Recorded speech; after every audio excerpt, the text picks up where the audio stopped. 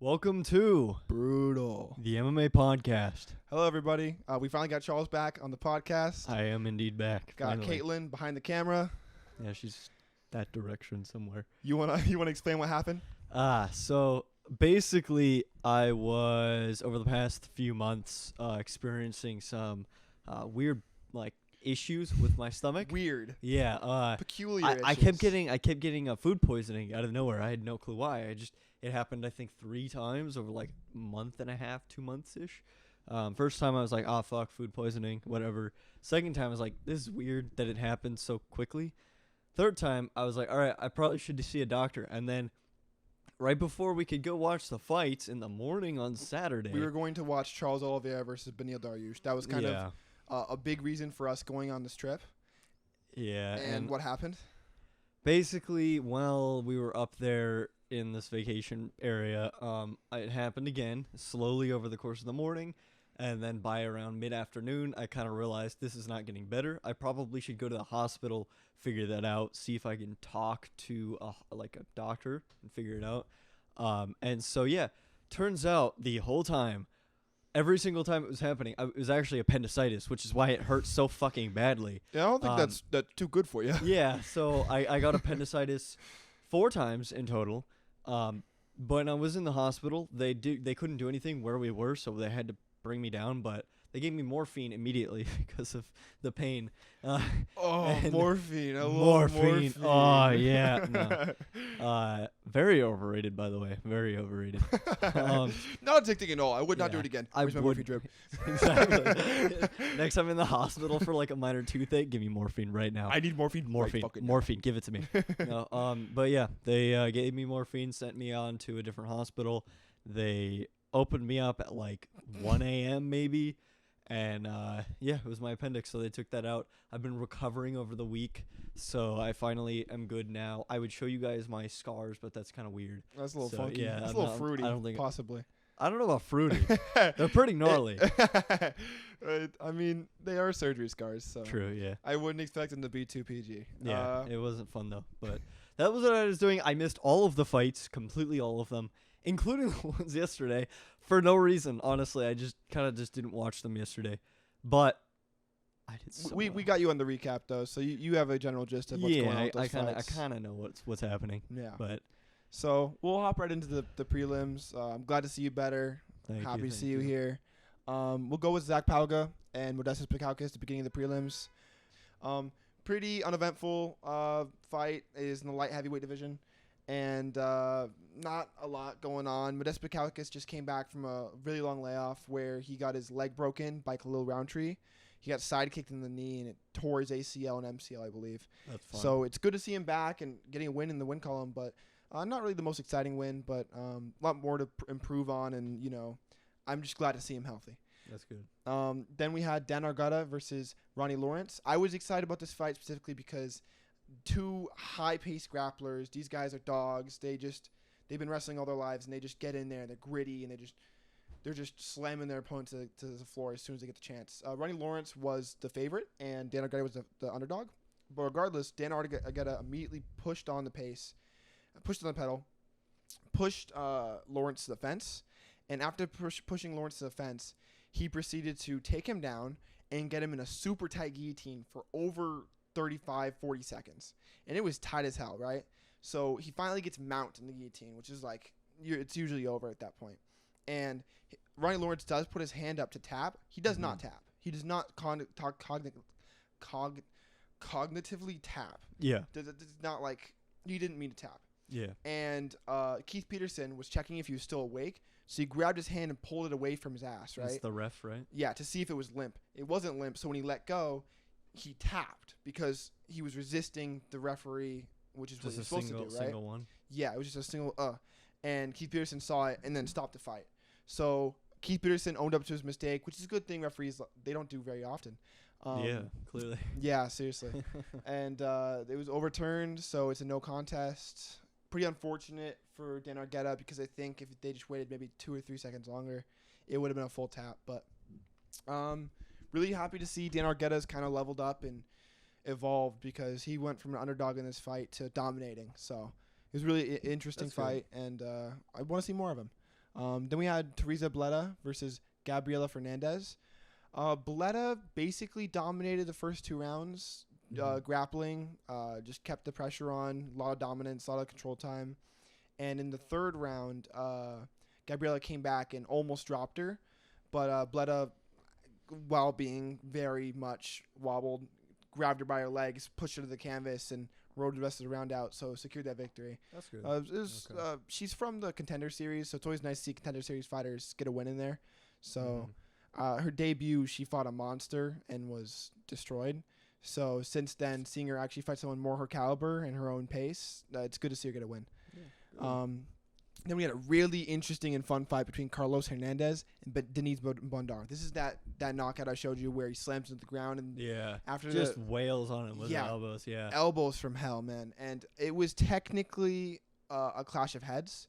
So they went to the scorecards from the 3rd round, which is a very weird way to do it because, honestly, you could argue that when Carlos Hernandez slammed Denise Bondar to the canvas, it was the canvas that knocked him unconscious, not the head clash. Because it wasn't a super egregious head clash. You will tap your heads together when you throw someone to the floor usually. Yeah. So, I mean, it's neither here nor there. I'm just glad to see Carlos Hernandez didn't get a no contest from it. He definitely deserved the bonus from that finish, which it's really unfortunate that the referees looked at it and said, let's just go to the decision.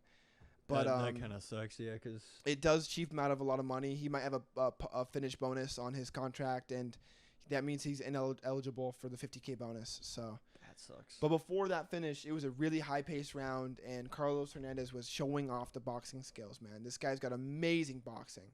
And his grappling's good, too, as shown in that clip where he slams him to the floor and just rains elbows down. So it's really happy to see him level up. This is a flyweight fight. These guys didn't fight like flyweights. These guys fought like someone in the lightweight division. They were fast as flyweights, but they landed with power and good technique. It was a really entertaining fight, and I think either of those guys could be ranked in the future. That's good to see that he still got the win, though. Yeah, definitely.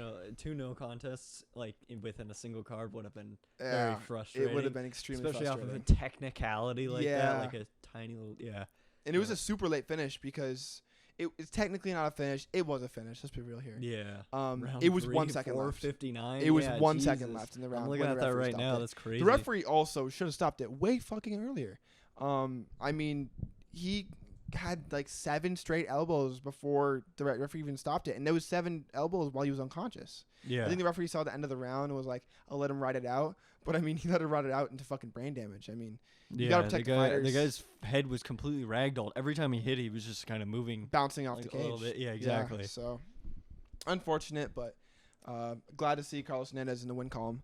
Kong Kyung Ho and Christian Quinones. I always say the second Enye, but there's no Enye in the second N. Quinones.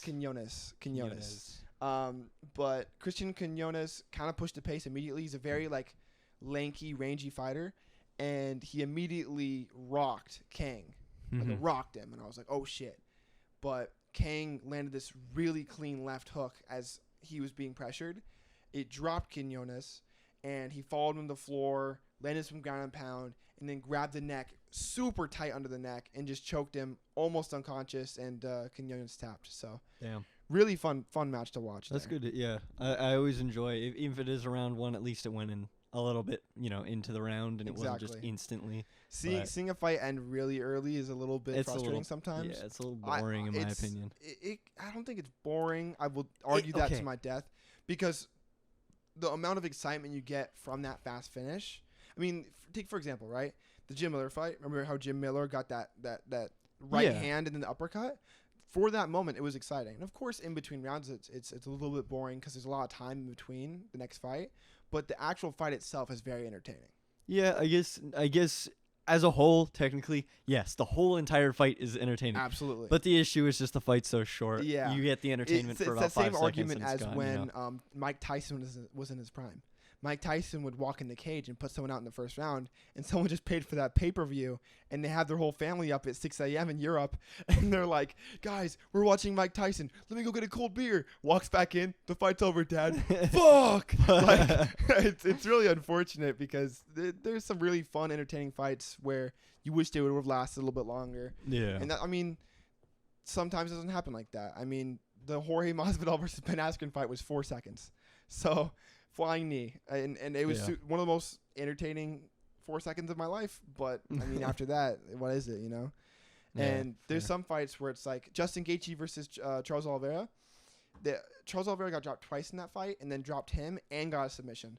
So it was like watching a whole like A whole 3-round fight in exactly like a few seconds. in it was like in 4 minutes, I believe. It was Yeah. like 4 Okay, minutes, and it felt like I was watching a 20-minute fight. Exactly. That's So when it can get a little bit into the round, it's a lot more entertaining. Exactly. That's So I see I where agree. you're I coming agree. from there. Yeah.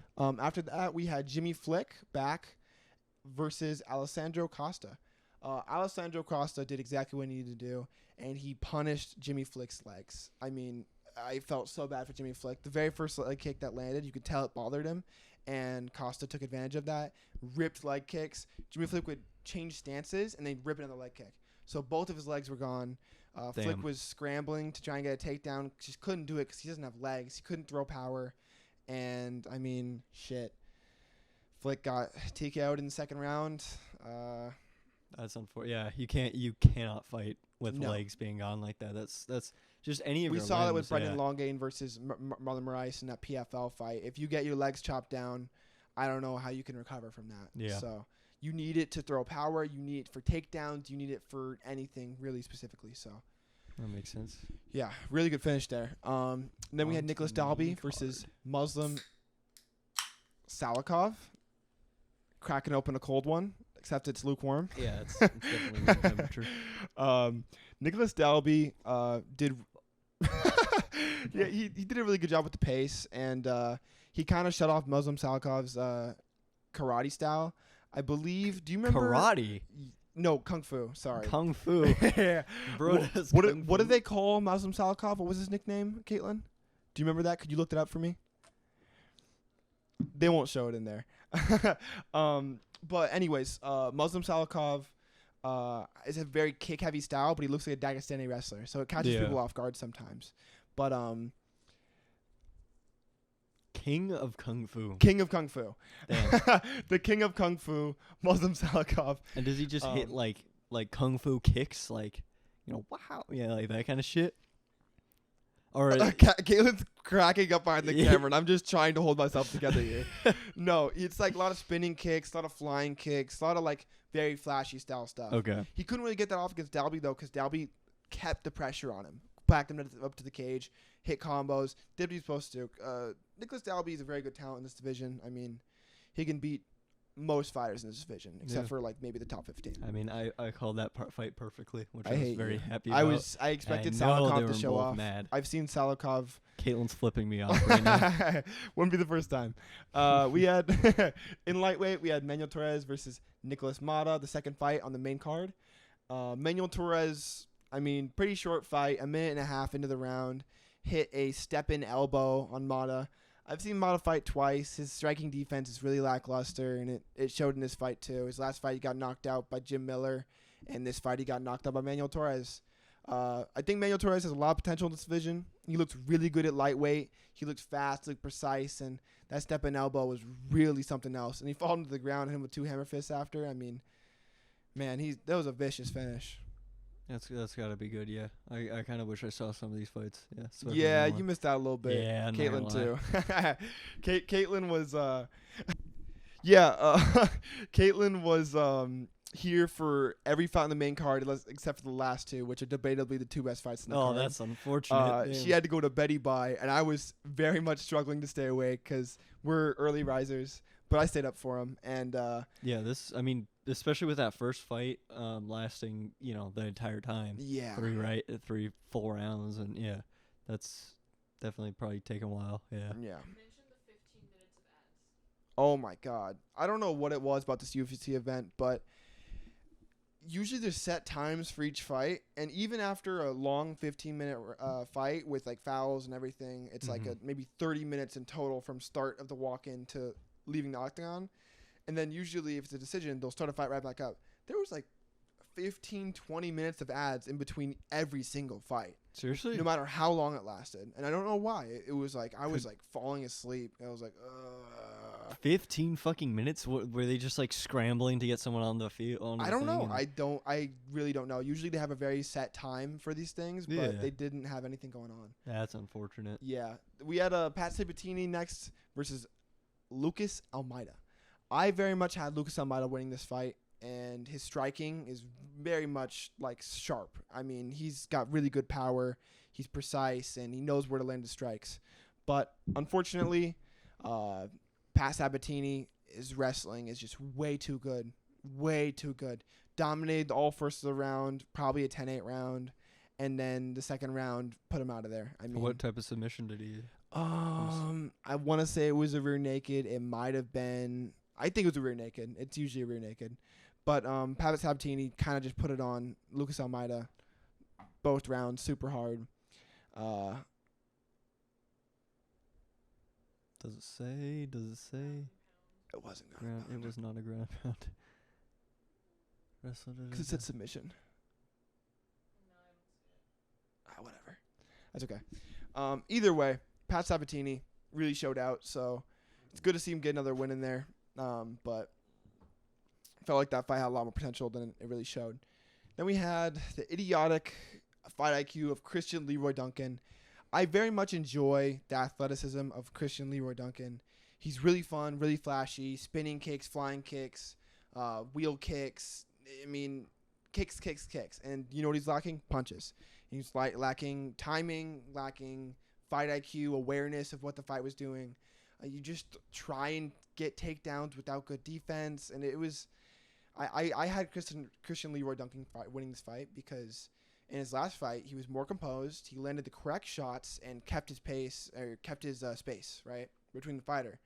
In this fight, he was rushing forward the whole time, missing shots, not setting anything up, didn't throw more than one jab the whole fight, and it was a little bit embarrassing. Armen Petrosian just did exactly what he was supposed to, kept his distance, landed the right and the left, the jab was there, and he would throw a good body kick every now and again.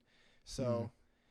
I mean, Christian Leroy Duncan, amazing athlete, just disappointing to watch him kind of crumble under the pressure of another kickboxer, which he should have flurried against. So Arman was just another kickboxer, basically. Another kickboxer. They kept it standing most of the whole fight. There was a point where Christian Leroy Duncan was just being sloppy, and he got taken down by Arman because he wasn't paying attention.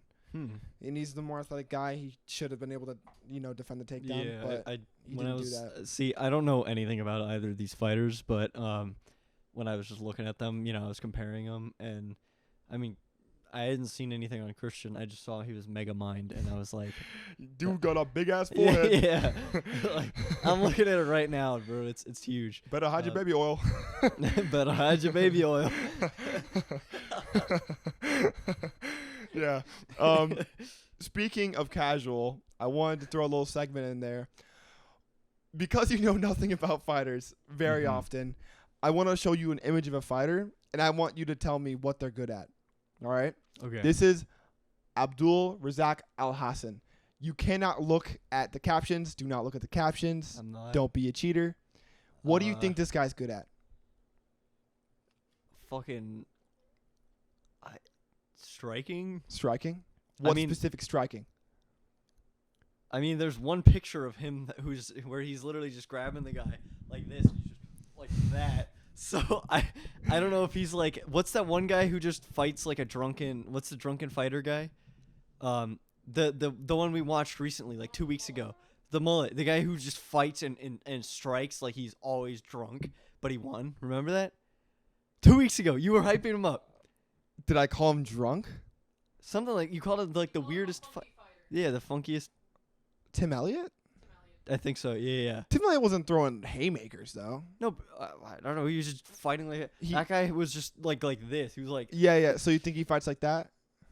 I mean, he looks like a monster. Yeah. But one of my favorite. I have a feeling you're gonna tell me he's Abdul Razak Al Hassan. So I have a feeling you're gonna tell me he's like, I don't know, kung fu, or like karate, or. What do you think? Just give me your gut opinion. What's your first reaction to seeing this man? I think just striking. Striking? What kind of striking though? Are you saying boxer? Are you saying Muay Thai? Are you saying boxer? Yeah. Okay. You're not too far off. He's a Muay Thai fighter. crazy kicks. His thighs are the size of Mars. This dude throws huge kicks. He has this kick against Jesus Christ. Yeah. Bro. Dude's got muscle thighs. Damn. Man puts me to shame. He has this kick against Alessio De Chirico. And, man, he kicks this guy so hard, like, when the kick lands, his feet come off the ground. Like, he kicks the other guy in the head, and his feet come off the ground. He kicks him so hard in the head. Like a cartoon. Yeah, like a cartoon. It's like watching Tom and Jerry get hit by a plank. Doing. But, yeah, I thought that'd be a little fun thing to go over. But you were pretty close. I would give you a half point for that one. Half a point. I think I deserve that. That's a half point. I'll give you that. You got half of the part right because he does have good hands too. Yeah. Let's get into the co-main event. We had Arman Tsarukyan versus Joaquim Silva.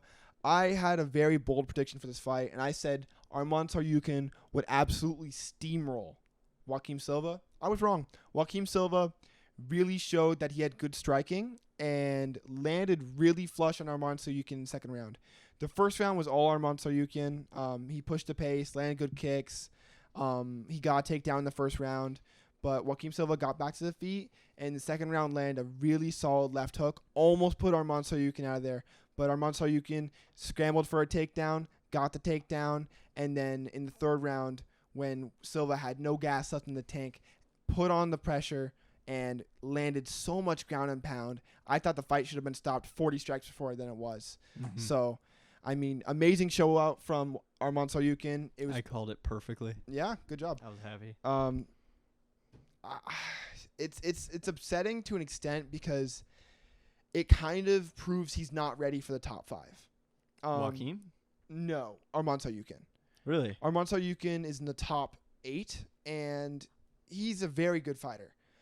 But with a guy like Joaquim Silva, he should have steamrolled him, and that's my honest opinion. I don't think he's ready to fight anyone in the top 5.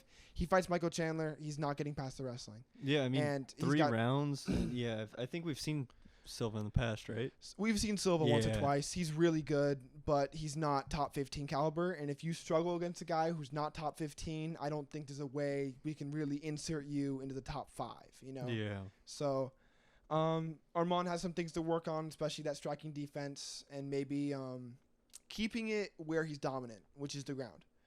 But otherwise, amazing outing. He really showed his heart, and I'm glad to see him win that fight.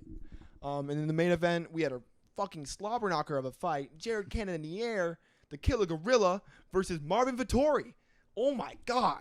Watching this fight was ridiculous. Jared Cannonier, he's 39 years old. He's one of the oldest fighters in the UFC, and he is built like Arnold Schwarzenegger. It doesn't make sense. And he used to be a heavyweight. He used to be kind of fat. And he cut down all the way to middleweight, and he has the cardio of a lightweight. And he's got the, like, I don't know, man. It was crazy to watch this fight because I thought it was kind of going to be like similar to when he fought Israel Adesanya, which he was very patient, picked his shots, and kind of got outstruck. I didn't think Vettori would outstrike him. I thought Jared Cannonier would land flush and, you know, dominate the fight to an extent, just because Marvin doesn't have the striking powers that Jared Cannonier does. But no, Jared Cannonier dominated from pillar to post. He in the first round, Marvin Vettori almost dropped Jared Cannonier, and that was the only success Marvin Vettori really had after that. After the first like 20 seconds after that rocking, it was all Jared Cannonier. So it was just like probably just completely. The second unanimous. round, Jared Cannonier landed over 90 strikes, and Marvin landed like 28. It was an absolute just like slaughter. I was super impressed to watch Jared Cannonier really show his aggression because I thought he didn't have it anymore after watching him versus Israel Adesanya. But, I mean, he knocked out Derek Brunson not too long ago, and now he just absolutely destroyed Marvin Vettori. But, I mean, Marvin Vettori's got a vibranium chin. It doesn't make sense how he eats half the shots he eats. You said how many shots did Cannonier land? Cannonier landed 250 significant strikes. That's crazy. And that's he leg just didn't kicks, go that's down. body shots, and that's head punches. Head kicks, too. He threw, like, there's a point where he landed a really solid right hand, and it wobbled Vettori. Then he landed a knee. Then he landed an elbow. Then he landed a knee, and then another left hand. Vettori was still standing. He didn't get dropped once in this whole fight. That's crazy. I've never seen a man get hit so hard and just kind of like munch Yeah. through it. Like And he's still it's still nothing. like young-ish, right? He's not like old. Marvin. Yeah. Marvin's like 29. Yeah. So he's still got like a career. It reminds me of that one guy that we watched a while ago who was just eating everything and he ended up retiring because he was like, I'm too tough for my own good. You remember that? Ooh, that's Glover Teixeira. Mm-hmm. And Glover Teixeira was like 44 at the time. Yeah, he was a little so that older. makes sense. And But he Marvin was, Vettori's only 29. Yeah, so He still has a really good future. I mean, kudos to Marvin Vettori for withstanding the fire. I don't understand how he did it. Dude is literally a fucking ogre from Mordor. I mean, now I know never if he fights again, you know, when we watch him fight again, I know never to ever bet that he goes down in any sort of That's knockout. what I was telling Kaitlin. Yeah. Caitlin's like, you know what? I think Jared puts him away. I'm like, No. hell no. Marvin literally is an ogre. It doesn't Yeah. make sense. His chin is like made from Superman's like planet. It doesn't make sense. Like I called that fight perfectly, and I got a lot of XP off of that too because I dumped my shit into it. Caitlin's flipping me off. I was number 1 this week. Let's go. And that includes missing the PFL that you guys didn't tell me about.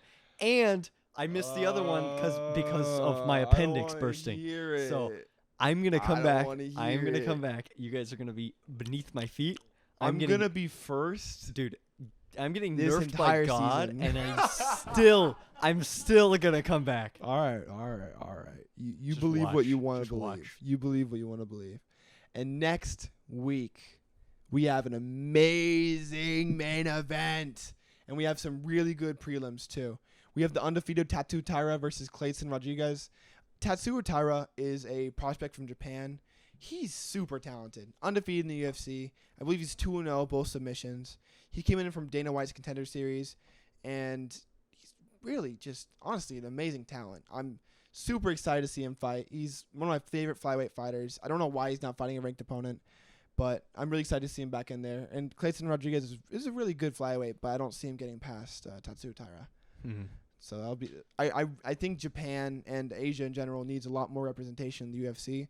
They're kind of where martial arts kind of flourished they've from been in the first place. badasses in the past. Absolutely, with it you in got many Bruce other ways. Lee. Yeah. You got everyone over there, man. Yeah. And the fight after that, I'm really excited for this one. I'm not the biggest Jamal Emmers fan, but I am of Jack Jenkins. Jack Jenkins has got a 90s porno stash and I a can mullet. see it. Yeah, And that's some he good is shit. a fucking savage. Jack Jenkins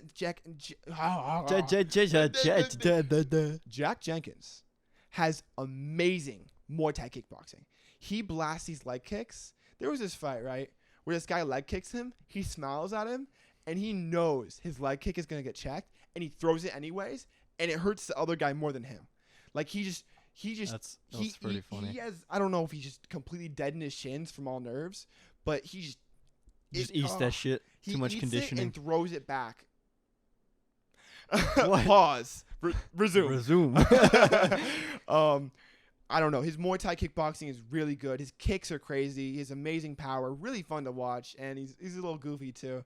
Really I like excited the to see goofy Jack fighters. Jenkins. Those are more Absolutely, entertaining you would by love far. Michel Pereira. I really Yeah. wish you were at that UFC event, but Michel Pereira is a capoeira fighter, spinning kicks, flying kicks, and he's super goofy in the ring. After that, we have Trevor Peek versus Sheppy Mariscal. I don't know Mariscal, and Trevor Peek's undefeated in the lightweight division. Probably Peek. I've only seen him fight once. Not too much to say there. I think Peek wins it. Yes, we have Tabitha Ritchie versus Jillian Robertson.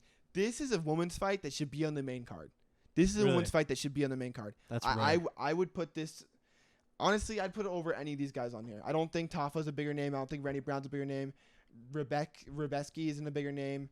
Jillian Robertson has the most submissions in female UFC history. Really? She is a submission master.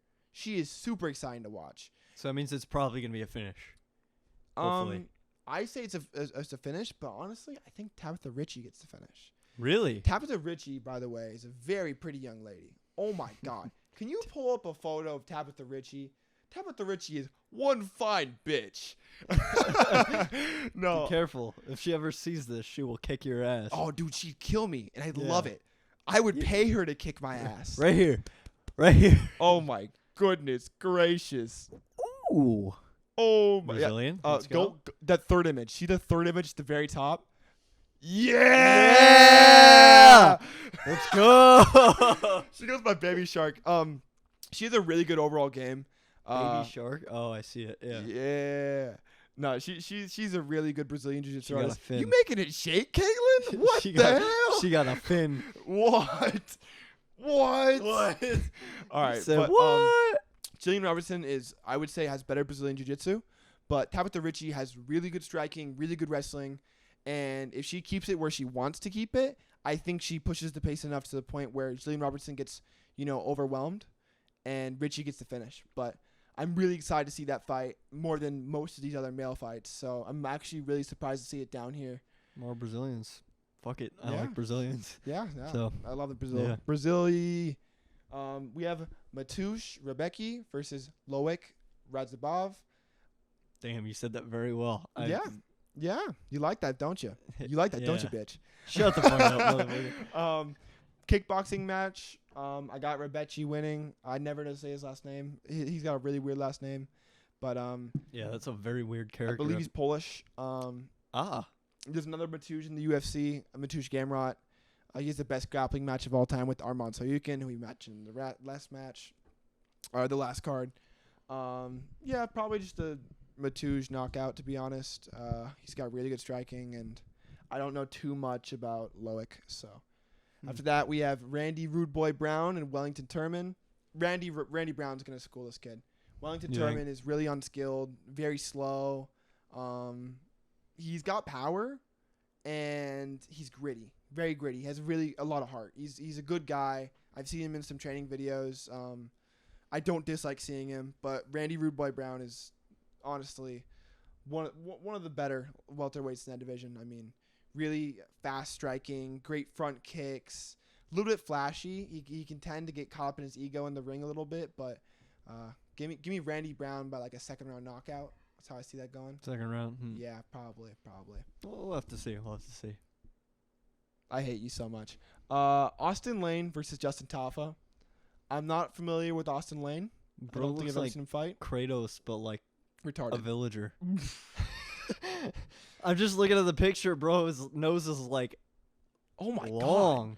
Dude's got a It's literally Is like that if you, Squidward's house?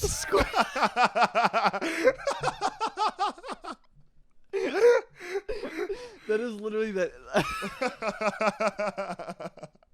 It's Squidward's house with a beard. That's crazy. That's like the actual, the sound effect, the boom. The fucking. Yeah. Justin Tafa, he's a really good striker. He's a big boy. Justin Tafa's got some meat on him. He looks thick. Yeah, Justin Tafa's a big fuck. And I see Justin Tafa winning it with his wrestling. Take that back. Winning that with his striking. His wrestling is absolutely dog shit. Dude, hey, watch right now. Now he's gonna get a submission for the first time in his life. No, he will not. He's gonna get a submission. If he gets a submission, I'll pay you $100 on the spot. All right, you don't need to risk anything. Okay, I'll pay you. Okay, you know what? Fuck it. Tafa's going to win by knockout. Probably first round. Okay. Next we have the guy with the ugliest haircut of all time. It doesn't show it in that picture. Can you please pull up a picture of Zaglas Zumagulov? He has a picture of him with a bowl cut where it's all the way down and it looks like curtains. Oh my god. There it is. Fourth picture. Oh my god. He looks like he's part of a boy band. Dude, he looks like a Beatle. Dude, he looks is like a the Beatles. Beatle or a guy from One Direction. I almost said One Time Rush. Big Time Rush. Zumagulov is actually a really good bantamweight. He's 1-5 in the UFC. He got a better haircut. No, it's better now. But Okay, good. it was atrocious back in the day. He looked like He's 1-5 in the UFC. Really? I'm actually very surprised he's 1-5 in the UFC because he's a really good fighter. He's been on like the end of 3 split decision losses though. The guy's fighting Joshua Van. It's a short notice fight. He's taking this fight on a week notice. Zaglas is probably going to ragdoll him, honestly. So I mean, I'm not a big fan of Zaglas or his game. I think he hasn't pushed the pace enough. I think he has amazing wrestling, but the reason he hasn't gotten those wins that were split decisions is because he kind of just sits in the control with the guard. So you'll get someone to the ground, kind of just sit there. He's a little bit too patient. He needs to be more aggressive, and I hope he shows that in this fight. Because if he doesn't, there's a 100% chance he gets cut after this fight. I'm very surprised they booked him again. Honestly, 1-5 kind of surprises me. That 1-5 is very, bad for your start in the UFC. But I mean, we've seen guys come back from it, so hopefully he's improved enough to come back from it. Next, we got Philip Rowe versus Neil Magny. 2 lanky welterweights, one with power, one with grappling. Neil Magny's a veteran. He has the most submissions in welterweight history. He's a fucking crazy large record, 27-11. Yeah, he's been in a lot of fights. Been in the UFC for a long time. Philip Rowe, quite the opposite. Hasn't been in the UFC for very long, but he has some really good power striking. If Neil Magny can get Philip Rowe to the ground in the first round, I see Neil Magny kind of dominating from there on out. But if he can't get him down, Philip Rowe will land and he will knock him unconscious. But that's the prelims of Emmett versus Topuria. I just love saying the name already. Oh, I love Ilia Topuria. Next, we've got some cancellations I want to talk about. Oh, okay. Gregory Rodriguez. I love RoboCop, a.k.a. Gregory Rodriguez. It's really exciting to see all of his fights get canceled. Not sure if it was up to him or Dennis Tulian. Did he get kicked, or is he leaving, or? Gregory Rodriguez? Yeah. I don't know if it was an injury or what, but the fight was canceled. But either way, I love seeing him in the cage, and I want to see him in the future. But next we got Brendan Allen versus Bruno Silva. That fight was not canceled. It's the beginning of the main card.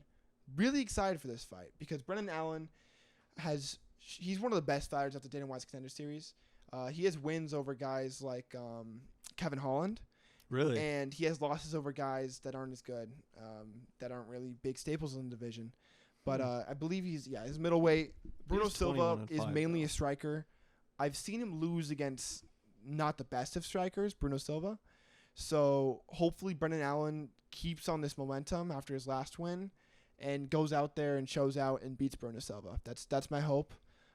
Bruno Silva is a really good kickboxer, but I don't think he brings enough grappling to really show out on the UFC stage.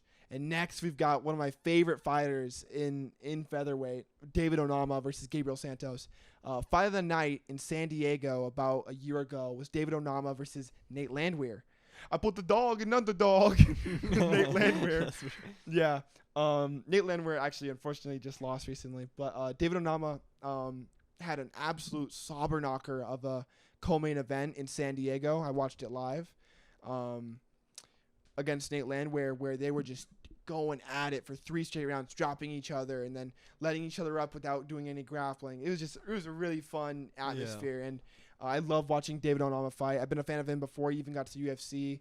He's one of the first Ugandan UFC fighters. He might be the first.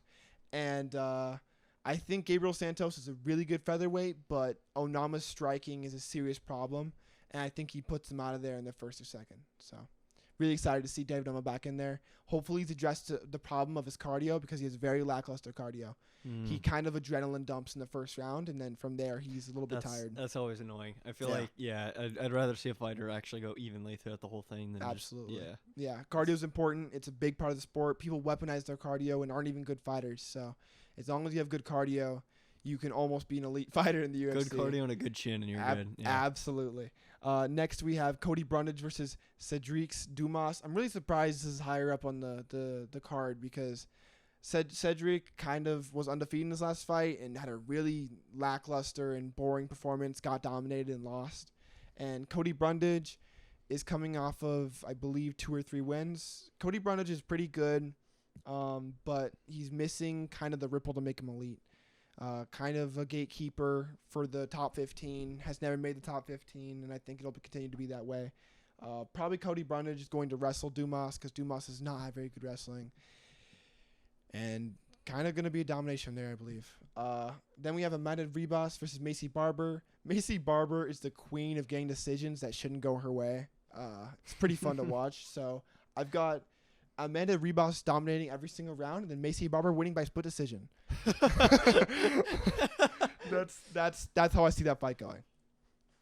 That's fair. Yeah, I don't think have I seen her yet in the past. No, you have not. So. Yeah, they're not too active. I see Barber every now and again, but very surprised that's the co-main because I think they're definitely higher ranked than Tabitha Ritchie and Julie Robertson, but Jillian Robertson and I almost said Ilia Topuria. Imagine Jillian in there with Oh no, Ilia Topuria. just dies. Boom, boom, boom, just dies in the first 5 seconds. No, but Tabitha Ritchie and Jillian Robertson deserve to be the co-main compared to any of these fighters, in my opinion. But Okay.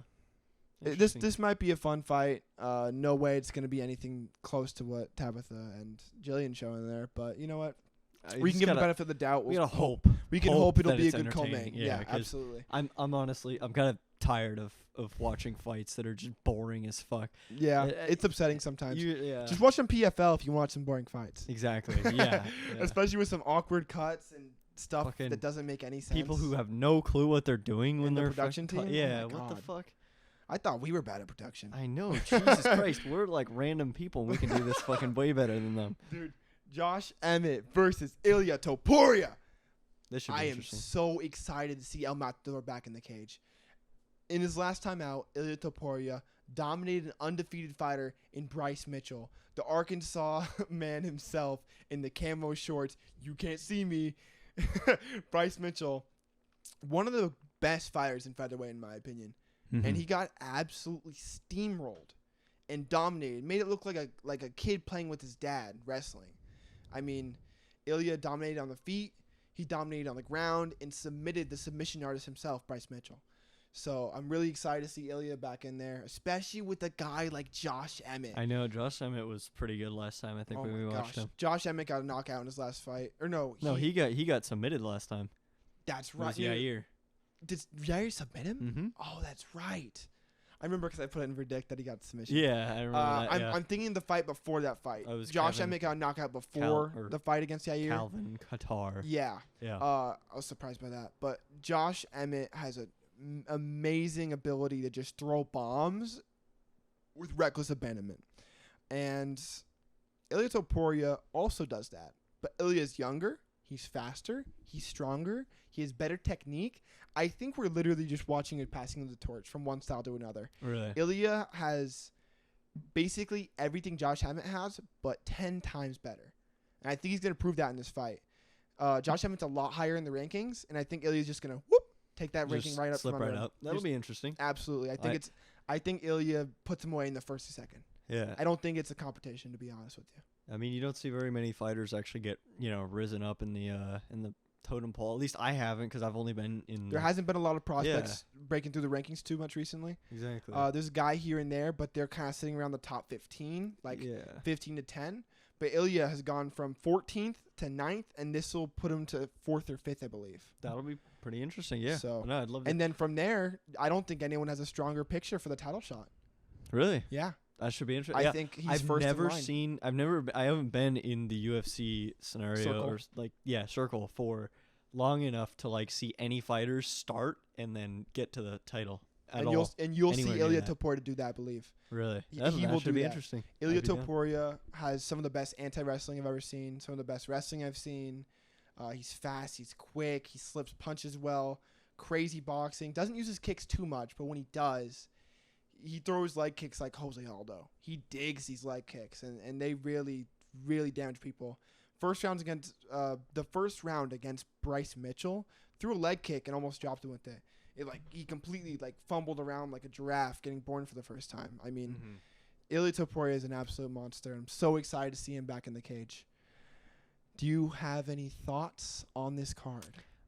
I mean, I am excited mostly for the main event. I don't really know anyone else, but I do know Josh Emmett. I haven't seen Topuria. I don't think so, but he sounds pretty interesting, and I would very much. I would prefer that he wins because I want to see him rise up. But yeah, I mean, Josh Emmett also was very fucking interesting when we watched him last time. So even when he fought it's a Yair, win-win he for me, rocked at least. Yair in the very first round. Yeah, I remember So, that. Yeah, I remember because he I think throws I bet bombs, man. I bet on Josh Emmett, and I was like, oh, so excited, and then he got caught out there and got submitted, and I was a little disappointed, but still, I mean, generally he fought like hell. So, and because you didn't get to see Beneil Dariush versus Charles Oliveira, I want to take you through a little quick finish that Charles Oliveira pulled off from the depths. I'm excited to see because I have not for seen context, any of it. we're gonna just show you the ending finish, but The fight starts out. We have Charles Oliveira immediately in Beneil Dariush's face. And about 20 seconds of the very first round, throws a roundhouse kick. Beneil puts his guard up, right? But guess what? It goes right through his guard. His whole body shifts to the left because Charles Oliveira just kicks like a mule. Mm-hmm. Beneil doesn't like that very much. So almost immediately after that, they clinch up. Charles Oliveira goes to take him down, but he ends up pulling guard, and he has Beneil on top of him, right? So not the most ideal situation. Last time Charles Oliveira was on the bottom of anyone else, he got submitted. So I was a little bit worried at first, but Charles Oliveira started landing hammer fists and elbows from the bottom and then pushing him off him and hitting him with another hammer fist. There was an up kick that landed, and then eventually he ended up pushing Beneil off him after defending almost every strike that he got thrown at him. There was a bunch of punches, even the commentator was mentioning it, where Beneil Dariush would throw an overhand right and it would hit the canvas. You'd hear it hit the canvas, but it wasn't hitting Charles. It's just like he was dodging it and slipping. That's Slipping. Pretty cool. It was really fun to watch, and Charles Oliveira got right back up, immediately started pushing the pace pushed him against the cage, threw an elbow, got off it, and then threw another one of those roundhouse kicks to the head. And this one, the guard was up again, but it went right through the guard. Wobbled Beneil. He pushed the pace, threw his same punch like he did against Michael Chandler, where he's running and throws it out like this. Landed clean, threw the left hook, dropped him, followed him to the ground, and then ground and pounded him out. Maybe 20 unanswered strikes. That's Beneil didn't even know where he was. He went to lean up on the cage and tried to get up, and it opened the gate of that area, so he fell through the gate. It was a little bit embarrassing. That's unfortunate. But here, I'll show you that finish now. Yeah, I haven't seen any of it yet, so. So there's that right hand. Oh, yep, drops him. Tries to take the back. Beneil rolls, Granby roll. I see. Okay. But then the ground and pound comes where oh no, it's just like He's a sitting just duck. Sitting there just fucking. Hammer fist, left Damn, hand. that was a fucking clean. There he goes. With the new tattoo.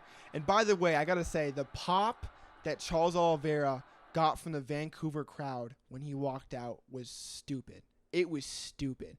It was like a hometown hero coming out. Really? With the whole crowd behind him. I mean, yeah, that's how you would have been. You would have been immediately. Absolutely. I saw. This is a guy from the favelas of Brazil, Mm-hmm. and he's going to a sold out arena in Canada, Vancouver, Canada. And when the American guy, basically neighbors of the Canada, walks out, there's a few boos and not much noise at all. Then Charles Oliveira walks out. And the whole place explodes. That's awesome. And it was a heartwarming moment. Charles Oliveira got on the microphone, spoke some English. I heard. He spoke some English.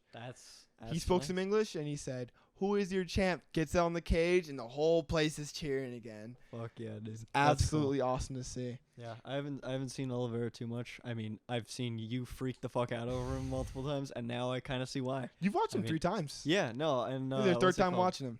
This is probably the fighter you've watched fight most. Look at that back tattoo, bro. That's a brand new tattoo. Really? Yeah. That's sick. That's pretty cool. It's a really well done tattoo. Yeah.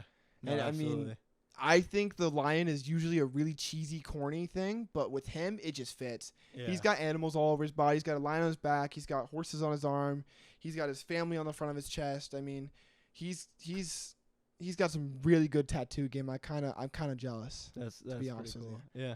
And I mean, I've watched that video that I got sent a little like after it happened while I was in the hospital while I was, recovering. You're like having IV. I'm like dying and I look Gabe and I just screaming and yeah. sending me videos of Charles Oliveira knocking someone out, and I'm like, yeah. Charles Oliveira. No, it was the morning, and I was just like looking, and I was like, holy shit! And Gabe was screaming. I wish I was there. I was kind of pissed off. I was very pissed off, honestly. When I woke up, I was like, fuck! I missed the one fights that I was actually like kind of excited to see. Yeah. So, but that was interesting. I'm glad you got to see it now, at least. Mm-hmm. Yeah, got to see a little bit of it, but yeah. Hopefully next time I'll actually be there for it. Hopefully next time. There shouldn't be a next time. Luckily, I won't ever have any of those no more appendix. food poisonings anymore, which were plaguing me. And for that's months. why me and Charles are about to get jacked as fuck. Exactly. You said you'll get to 170 pounds, and guess what will happen? I will buzz cut my head. I will fucking hold you to that. Now it's on camera. Pounds. It's on It's camera. gonna happen. Yeah. Now it's locked in. So eventually when I get there, I will do that. And this time I won't start losing weight because I lost like 5, almost 10 pounds in total. And then I'm back up to like almost 145 now. I'm back to where I was basically. Glad to hear it. But I was pissed off because I was just like, it was literally food poisoning. I couldn't eat for like 2 days and I was just losing my shit. And then, a little bit after I'd start getting it. Nope, again. And it happened again and again. Yeah. So. Well, what matters is you're here. Yes. And now you can really press on the pedal. Exactly. So. Alrighty. So that's a good podcast. That was We'll see you guys in the next one. Of course. Have a good one. Have a good one.